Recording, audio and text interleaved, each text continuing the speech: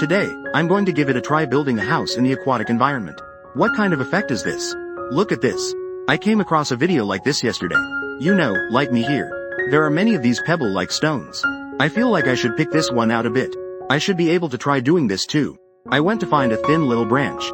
I cut it into small pieces like this. It forms a rectangular shape. So, the joints look like this. Sprinkle some wood shavings. Secure it slightly with structure adhesive. Look, isn't this just a mold? Next, let's arrange these small stones inside. I feel that this way. The bottom surface must be flat. First, sprinkle a bit of sand here, to prevent it from sinking below. Then on top, sprinkle wood shavings and use structure adhesive. Connect all the stones together. Like this kind of aquascaping. The structure adhesive dries quickly in just a few seconds. Look, you can lift it like this. Slowly remove it from the mold.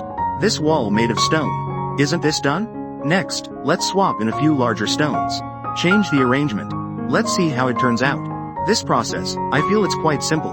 Just put these two together again. Look at the roof of the little house. Isn't this nice? Since it's going in the aquatic environment, I'm planning to add a few more windows to it. Like this, isn't it just a hideout for small fish? Or a reproduction container? For the next wall, I'm planning to change its arrangement again. Stand all the stones upright. It might have more depth. While doing it, add its little windows and little doors as well. Originally, my vision was quite beautiful. But I don't know why. After finishing, it turned into this group of fish.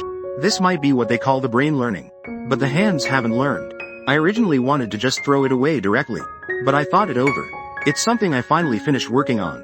Let's try to salvage it a bit. I went and got some moss. I'm planning to use these aquatic plants to fill the gaps between these stones. Let's fill it a bit more. Since it's already quite damaged, why not make it even more thorough? I originally wanted to create a small courtyard in the aquarium, or something like that. Looking at it now, I think I should give up. I went to find a large piece of driftwood. I have to reduce the presence of this little house. Make it less noticeable. You know, if we want to lay down mud in our aquarium to plant aquatic plants, the landscaping inside should be raised a bit. Let's elevate it all. Otherwise, when we cover it with aquatic plant mud, later on, one type of plant, this landscape will basically become invisible. Before planting the aquatic plants, remember to wet the mud. This way, it can protect the aquatic plants. Additionally, after adding water, the water is clear. This time, the front water plants are still the pearl grass I'm using. Once disassembled like this, use tweezers to hold it. You can plant it in the aquatic planting soil without professional equipment.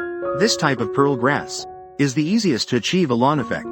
Behind this aquatic plant shelter, I plan to plant some green pallas. This aquatic plant will grow long and slender.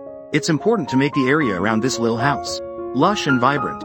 Behind the left side, I'm also using this pallas for it. I intend to have it fill up this corner of the aquarium completely. In this position on the left side, I chose a cup of snow. This aquatic plant is relatively easy to care for and is a taller variety. Normally, it's used in mid-ground scenery. If you plant high water plants on both sides of the aquatic environment, you can see it looks something like this.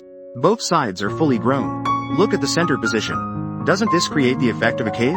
We need to pay attention when planting water plants. All lush water plants, they all have higher light requirements. Plant them in positions that can receive light. For example, under this piece of wood, it blocks the light.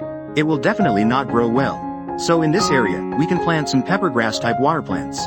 This is what we call shade plants. They have low light requirements. They can thrive even without lights. After planting them like this, you see in this container, hasn't it achieved the full coverage of water plants? The later ecosystem will be very stable. Like this one, it is lobelia. In a sterile cup, you might not see the effect. I pulled a few from other containers. You see, after it grows, this is how it looks. Just add a few of them. Plant them around this shelter house. Later on, we want this house to become somewhat concealed. Finally, decorate this wood a bit, like highlight mosses. I often take pictures for you all. They can all be attached to wood. They are varieties that can thrive. Like this one.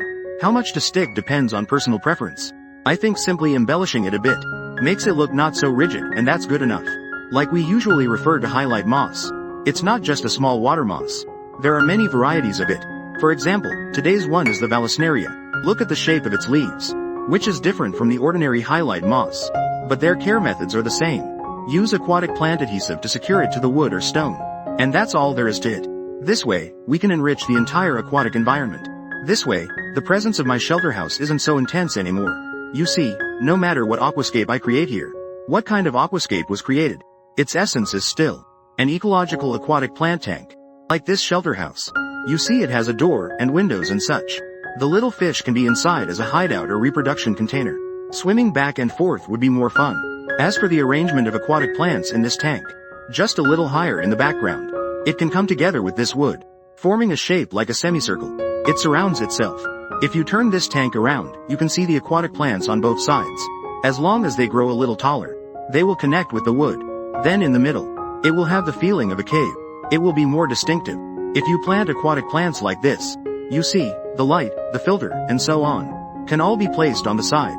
When adding water, be sure to use something to cushion it, or use one like this, a water pipe with a buffer basket, to slowly add water in. The water added this way, isn't it clear? Just raise it like this. Once these aquatic plants grow, we can check how it looks then. Anyway, this shelter house. For those of us who aren't very handy, it's probably best to skip it. It's not as simple as it seems. Subscribe to watch more interesting videos.